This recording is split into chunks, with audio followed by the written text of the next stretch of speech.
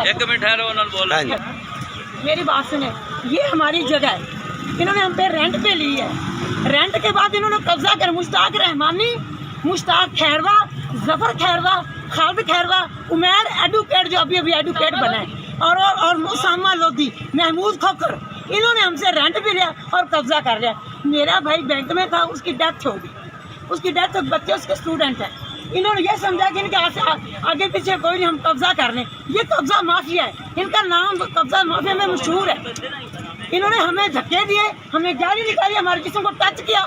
आप जल्दी से, मैं वज़ीर आला से अपील करती हूँ कि हमारी बात सुनी जाए और इनको सख्त से सख्त सजा दी जाए और हमारी ज़मीन हमें वापस की जाए।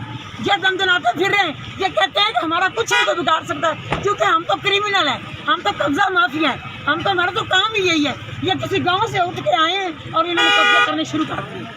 यहाँ किसी का काम देते हैं, दुकान लेते हैं, घर लेते हैं, उसमें कब्जा कर लेते हैं। तो मेरी बराए में उस्मान बिज़दार से मेरी अपील है कि इन यतीम बच्चों के साथ इंसाफ किया जाए, इन कब्जा ग्रुप वालों से हमारी जो ज़मीन है बाजियाब कराई जाए।